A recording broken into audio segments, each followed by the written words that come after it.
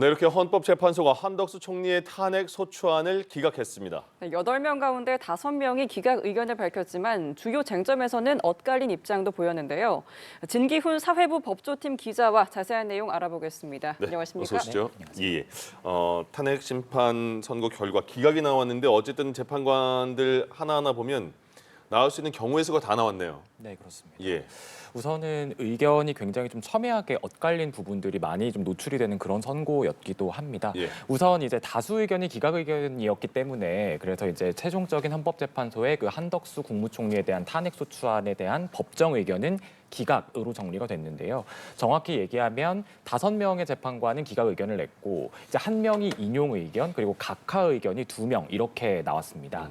지금 인용이 되려면 이제 전체 재판관 중에 6명 이상의 인용 의견이 필요한데 지금 한 건에 그쳤고 또 각하 즉 이제 소송 자체가 요건을 갖추지 못하기 때문에 이제 본안을 심리하지 않고 이제 바로 돌려보내겠다라는 이 각하 결정이 나오려면은 또 재판관 4인 이상의 의견이 필요합니다. 하지만 또 2인에 그쳤고요. 그렇기 때문에 이제 다수 의견이었던 5명의 의견을 낸 기각 의견으로 이렇게 최종적으로 정리가 됐습니다. 예. 네, 지금 우선 탄핵 소추 사유가 5가지잖아요. 각각에 대해서 좀 헌재가 어떤 판단을 내렸는지 짚어주시죠.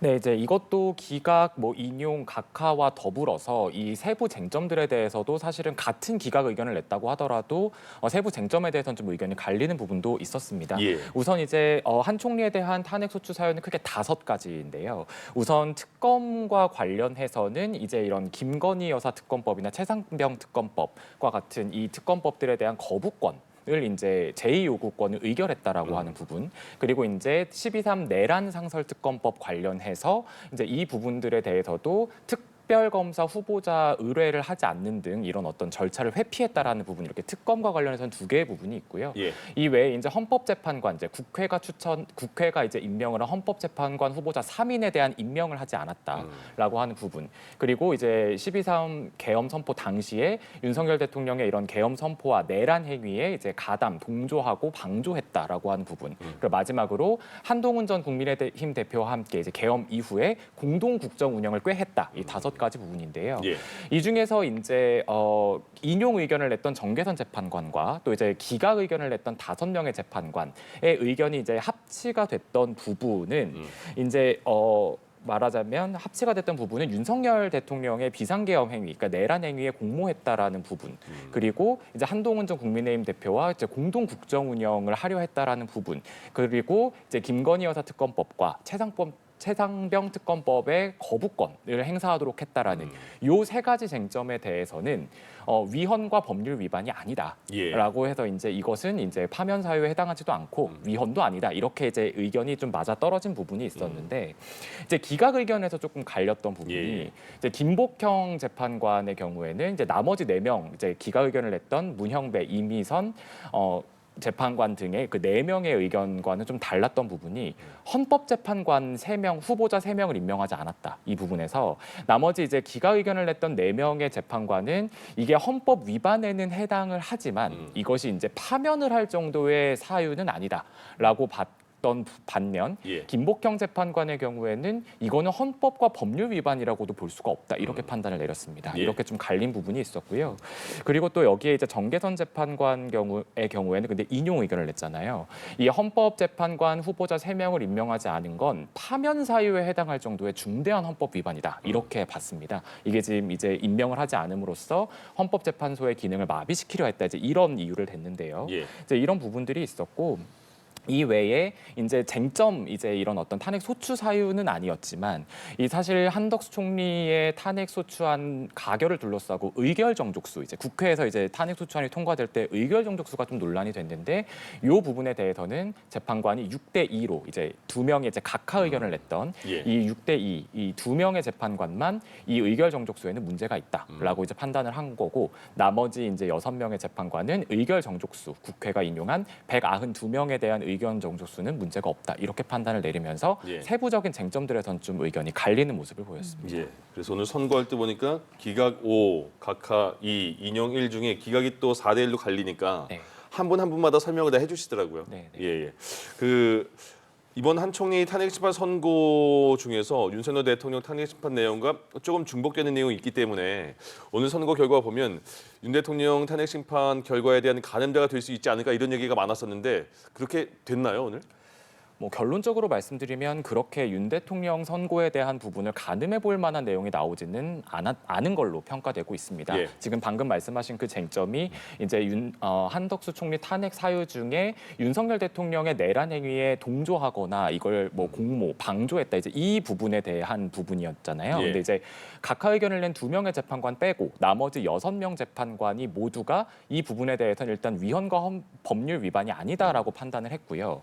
사실 이 쟁점이 좀 주목을 받았던 이유는 윤 대통령 사건과 겹치는 부분, 특히 이제 이 부분에서 한덕수 총리에 대한 선고를 할 때 헌재가 계엄이라고 하는 것 자체의 그 계엄 선포 행위의 위헌성을 과연 판단을 할 것인가, 이 부분이 만약에 나오게 된다면 이 부분에 대해서 윤석열 대통령의 탄핵 심판도 어느 정도 좀 가늠해 볼 수 있지 않겠냐 이런 관측이 나왔기 때문이거든요. 예. 근데 결론적으로는 한덕수 총리에 대해서 이제 이 부분 쟁점은 비상계엄과 관련해 가지고 국무회의를 할 때 이 국무회의를 소집하고 이랬던 부분들이 과연 절차적인 정당성, 이 계엄 선포의 절차적인 정당성을 부여하려는, 그래서 이제 내란 행위를 도우려는 의도였느냐 이 부분이었거든요. 그러니까 직접 선포를 했던 윤 대통령의 쟁점과는 좀 결이 다르죠. 예. 근데 이제 이 부분에 대해서 헌법재판소는 오늘 딱 이 부분만 평가를 한 겁니다.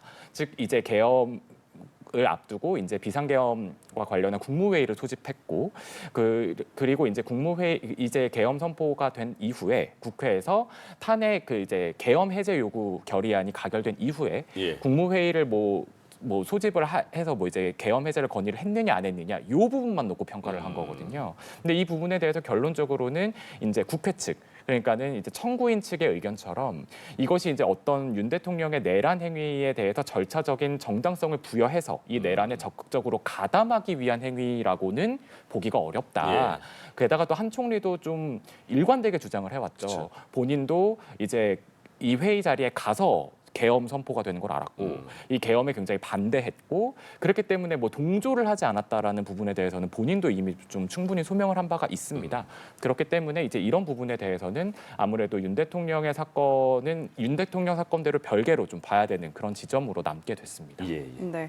앞서서 헌법재판관 임명을 거부한 것과 관련해서 재판관들의 의견이 갈린 부분에 대해서도 이제 말씀해 주셨는데 결국 관심은 이제 마은혁 후보자 임명 여부로 쏠리게 될 것 같습니다.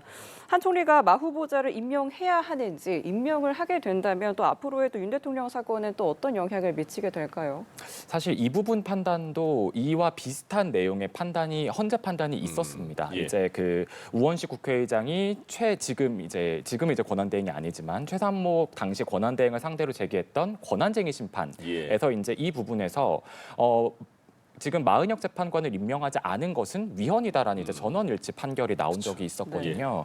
그랬기 때문에 오늘 이제 이 부분에서도 아마 헌재가 좀 위헌이다, 이제 한덕수 총리가 3인을 임명하지 않은 건 위헌이다 이런 판단이 있을 거라는 예상이 있었던 것도 사실입니다. 하지만 지금 최대행 같은 경우도 이제 최 부총리 같은 경우도 이 판단이 있고 나서 한 달째 지금 임명을 안 하고 있거든요. 예. 그리고 지금 그렇고 오늘 한덕수 총리도 이 선고 이후에 정부 청사로 출근을 하면서 마은혁 후보자 그래서 임명을 하는 겁니까? 라는 취재진 질문에 이렇다 할 대답을 하지 않고 예. 들어가기도 했었습니다. 사실 이게 헌재 결정이 이렇게 났다고 해서 이거를 반드시 따라야 한다, 즉 강제성이 뒤따르는 결정은 아니거든요. 단지 이 행위 자체가 위헌이다 아니다만 헌재가 판단을 할 뿐이지 예. 이 이후에 뒤따르는 그런 어떤 강행 규정이 있는 건 아닙니다. 그렇기 때문에 최 부총리도 지금까지 이제 마은혁 그 후보자를 임명하지 않고 있었던 것이고요.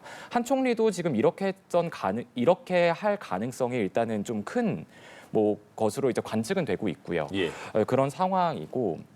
근데 지금 이런 어떤 이제 헌재 결정에 강제성이 없고 또 한 총리가 재판관 3인 전체를 또 임명을 하지 않았던 그게 또 이유가 여야의 합의가 없었기 때문에 여야 합의가 있다면 임명을 하겠지만 합의가 없으면 임명을 할 수 없다. 지금 이 입장으로 3인에 대한 임명을 반대했던 것이잖아요. 예.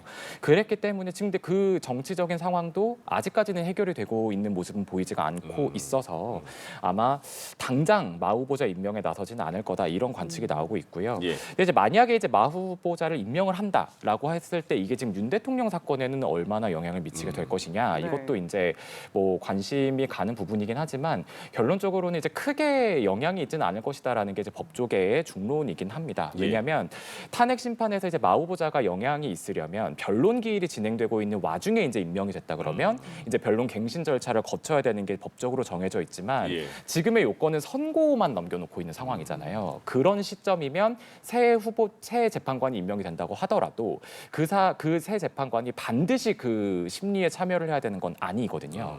근데 지금 헌법재판소는 굉장히 지금 최장기 심리를 이어가고 있는 상황이고 예. 여기에다가 지금 절차상으로도 굉장히 좀 윤 대통령 측에서 제기하고자 있는 여러 가지 문제가 있고 가뜩이나 이제 그 논란만으로도 지금 헌법재판소가 굉장히 좀 곤혹스러워하는 분위기가 재판 과정에서도 좀 읽혀지는 부분이 있었는데 예. 굳이 지금 다시 여지껏 심리에 참여하지 않았던 마은혁 재판관을 참여를 시킬 것이냐 이 부분에 대해서는 사실 회의적인 전망이 많거든요. 네. 그래서 이제 마 후보자를 임명을 한다고 하더라도 이것이 이제 윤 대통령 탄핵 선고에 과연 많은 영향을 끼칠 것이냐 예. 그렇지는 않을 거다라는 관측도 나오고 있는 상황입니다. 알겠습니다. 오늘 또 서울중앙지법에서는 윤석열 대통령 내란 우두머리 혐의 두 번째 공판 준비 기일이 열렸습니다. 그 내용도 정리를 해주실까요?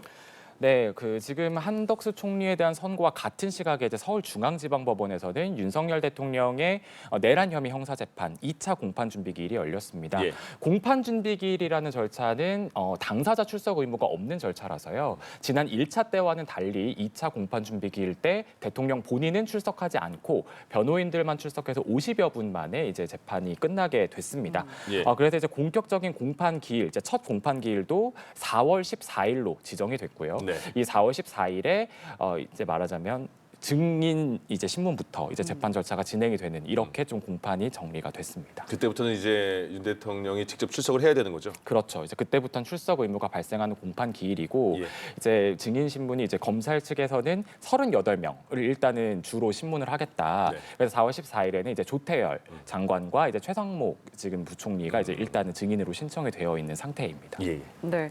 그리고 모레인 26일 수요일에는 더불어민주당 이재명 대표의 공직선거법 위반 항소심 선고도 내려집니다. 이 부분도 짚어주실까요? 네, 이제 26일이죠. 이제 내일 모레 수요일에 이제 이재명 대표, 더불어민주당 이재명 대표의 공직선거법 위반 2심 선고가 있습니다. 예. 사실 2심 재판부가 굉장히 좀 빠르게 재판을 진행해 온 바가 있고요. 이제 1심에서는 당선 무효형에 해당하는 징역 1년에 집행유예 2년이 선고가 됐고 과연 이 부분이 어떻게 좀 판단이 뒤집힐 수 있을 것인가 아니면 또다시 이제 당선 무효형이 나올 것인가 이제 이 부분이 좀 관심 사안이고 크게 이제 쟁점은 두 가지입니다. 2021년에 이제 이재명 대표가 당시에 민주당 대선 후보이던 시절에 그때 이제 대선을 앞두고 대장동 개발 특혜 의혹과 관련해서 고 김문기 전 성남도시개발공사 1처장을 몰랐다라고 했던 발언이 당선을 목적으로 한 허위사실 공표에 해당을 하느냐. 그리고 두 번째는 이제 백현동 식품연구원 부지의 그 개발 특혜 의혹과 관련해서 이 부지 용도를 종상향을 해준 게 당시의 국토부 협박 때문이었다라고 했던 이 부분, 이 발언이 역시 당선 목적의 허위사실 공표에 해당하느냐 이 크게 두 가지 쟁점이 있는데요. 1심에서는 이제 김문기 몰랐다 발언 중에서는 이재명 대표가 한 발언들 중에서 딱 특정해서 이 김문기 처장과 나는 골프를 친 적이 없다. 이 부분만 이제 유죄로 보고 나머지는 다 무죄로 봤는데 네. 백현동 관련 발언에 대해서는 전부 유죄로 판단을 했습니다. 그래서 이제 당선 무효형이라는 이제 징역 1년의 집행유예 2년형이 나왔는데요. 2심 재판이 진행되면서는 아무래도 재판부가 이 김문기 몰랐다 발언에 대해서 좀 검사에게 구체적으로 특정을 해달라라고 하면서 공소장이 변경이 되기도 했고 이런 여러 가지 좀 변수들이 또 2심에서도 생긴 상황이긴 합니다. 그래서 과연 이 부분이 어떻게 좀 정리가 됐을지 그래도 이 부분에 대해서 2심 재판부가 유무죄 판단을 어떻게 내렸을지 이 부분들 좀 관심을 갖고 지켜봐야겠습니다. 예. 네, 알겠습니다. 여기까지 들어보겠습니다. 진기훈 기자와 자세한 내용 짚어봤습니다. 고맙습니다. 고맙습니다. 예.